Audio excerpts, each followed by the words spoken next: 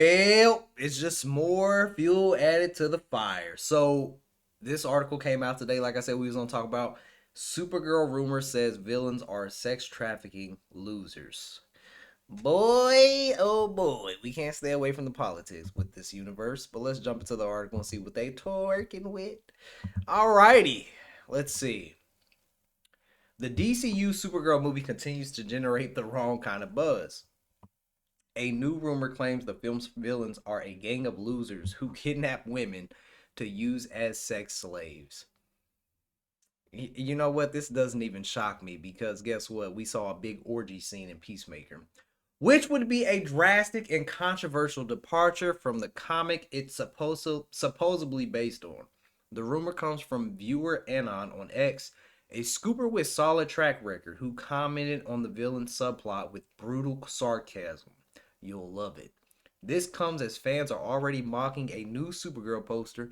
Looks to be fan. Oh, is that the one with the damn horse in it? That I was. All right, looks to be fan made, which features the heroine sipping a slushy in sunglasses next to a dog, with the real tagline from the film that mocks Superman: truth, justice, and whatever.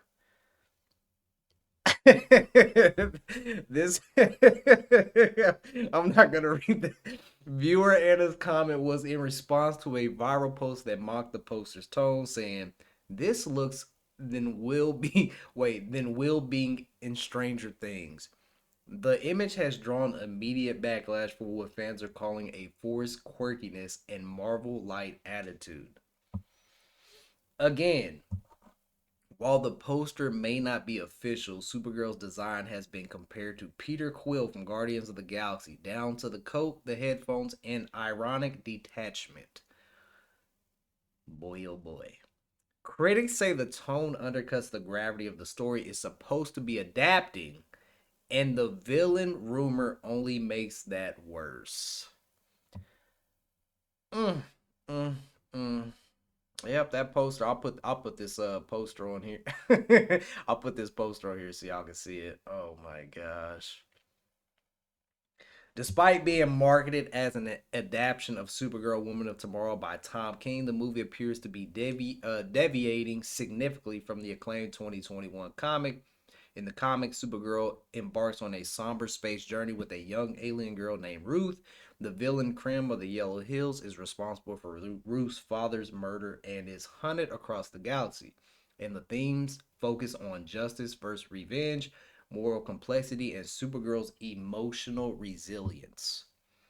Nowhere in the comic is there a plot involving sex trafficking or women being kidnapped for slavery. That addition, if true, would be a completely fabricated element created for the movie, which of course aligns with Gunn's divisive DCU messaging. As a result of the rumor, users on X are already stating the villains are white men. Gunn also drastically redesigned the look of Krim to fit the goofy tone. In the comic, Krim is a sinister and cold humanoid alien, but his appearance in the movie has been made more cartoonish or comedic. It's just one more sign that Supergirl is becoming another DCU project that treats serious material with a goofy Marvel spin. Recently, I also saw a report that Supergirl considered a big red flag for Warner Bros. In 2026, insinuating it will flop hard. Yes, and we did talk. Excuse me. Yes, and we did talk about that. That is the article. Oh boy, listen.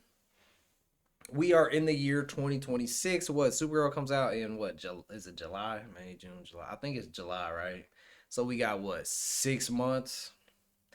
Well, listen, I've been saying it all along. The movie's gonna flop. I will be surprised if it makes past 400 million. And I told you I will get on here and be like, "Yo, got me.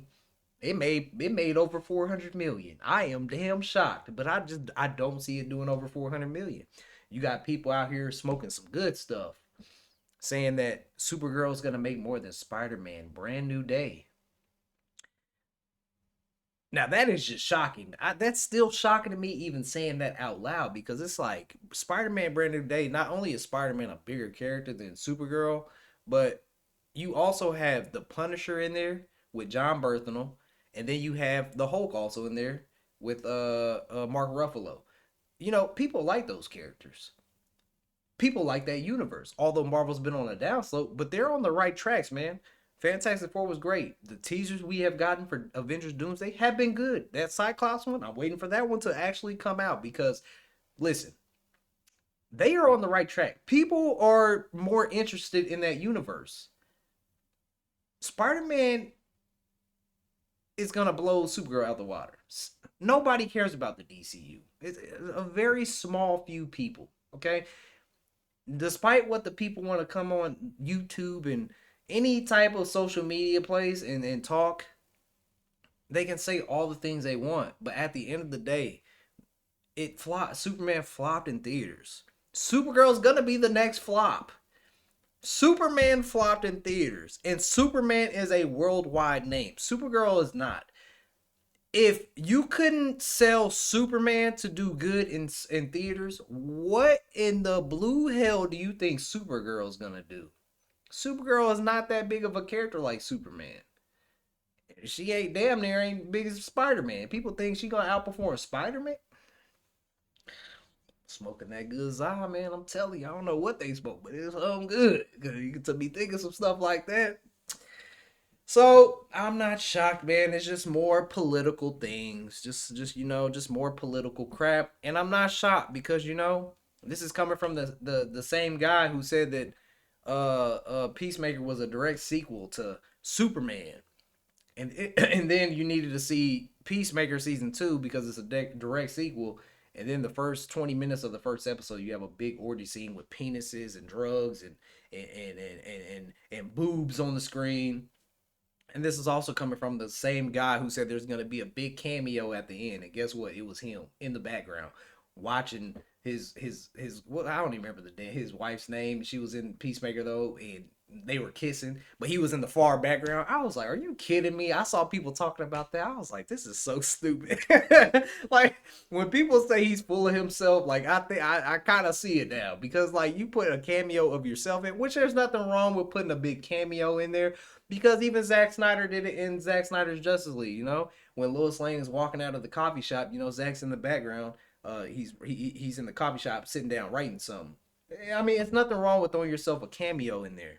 You're making the movie, cool. I mean, you should be able to do that. But when you come out and say there's big cameos at the end, and then you're the big cameo, I just think that's stupid. See, Zach didn't say anything about of him being in the cameo. People probably didn't even know that until I told y'all. But yeah, when Lois Lane is walking out of the coffee shop, you see Zack Snyder sitting there writing something. He's just sitting in there writing. So I'm not shocked. Not shocked. So I'm just ready for these. Honestly, I'm ready for this whole year to fly by because I just want, if Netflix is going to get WB, which it looks like they are, let's just speed up the process. I want to see how it plays out. Hopefully, Zach can come back and finish his universe, give the fans and the people justice closure that we want to see. And then we can see where DC goes moving forward, which all the fans will be much more willing to support once we get that closure that we all want, that majority of us want. So don't let the haters talk, man. Just let them talk. Just let them talk. People who down Zach movies, they just don't got the IQ to understand them. I don't even respond to comments no more, especially stupid comments. So I'm gonna leave it at that. Y'all post your comments down below. Let me know what you guys thought. If you enjoyed my thoughts and my reaction, make sure you hit that like and hit that sub. All right. I will catch you guys in the next one. 100,000 subscribers is ground time. Let's get